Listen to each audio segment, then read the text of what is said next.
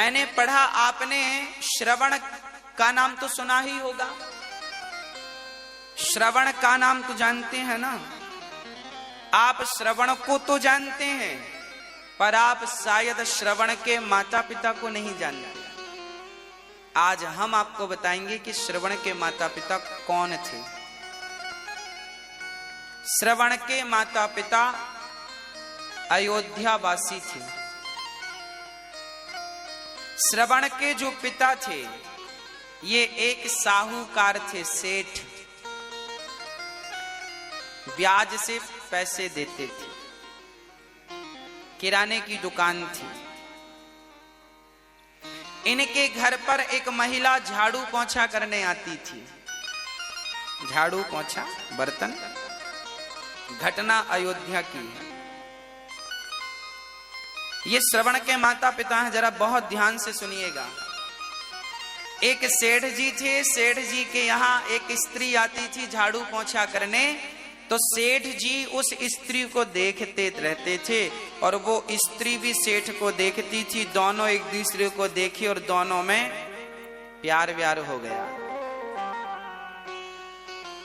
और दोनों जन रहने लगे साथ में। तो जो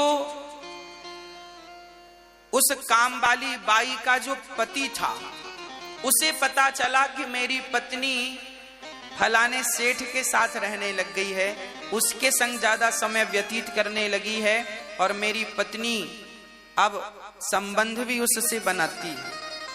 तो ये व्यक्ति अयोध्या के राजा के पास गए। उस समय अयोध्या के राजा दशरथ जी के पिता हुआ करते थे। आज है ना, उनके पास ये बात पहुंची। उनके पास जब बात पहुंची तो उन्होंने बुलाया, सेठ को बुलाया और बाई को बुलाया, यहां आओ। राजा ने कहा क्यों, तुम इसके साथ रहती हो? सेठ से कहा तुम इसको गलत निगाहों से देखते हो।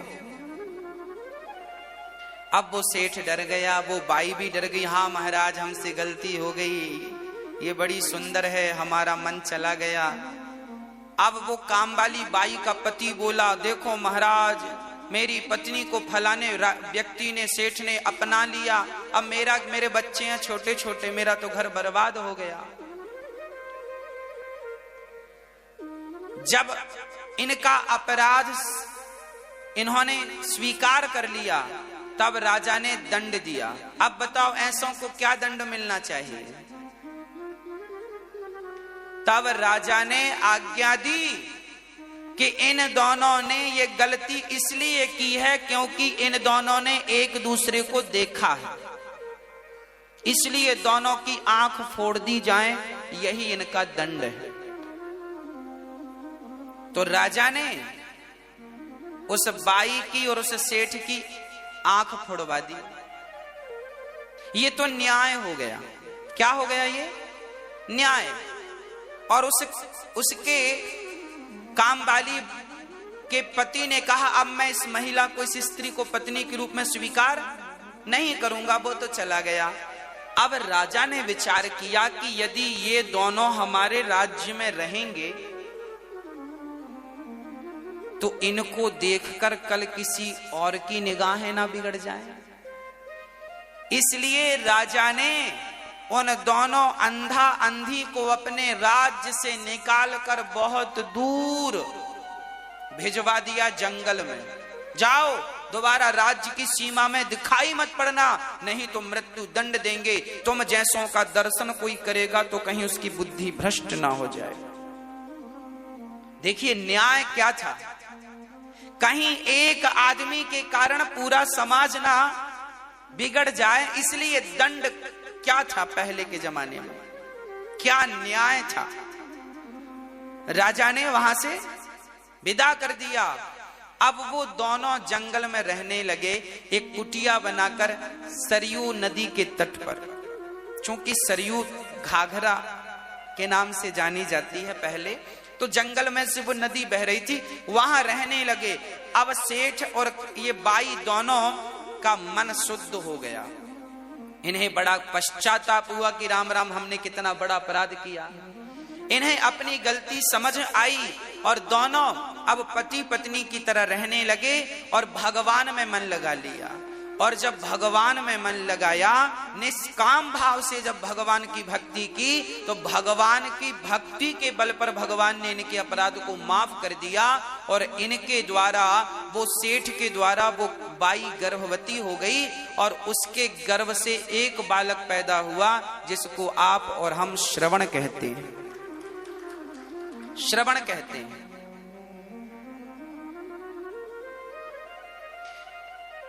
फिर श्रवण अपने माता पिता की सेवा करने लगे।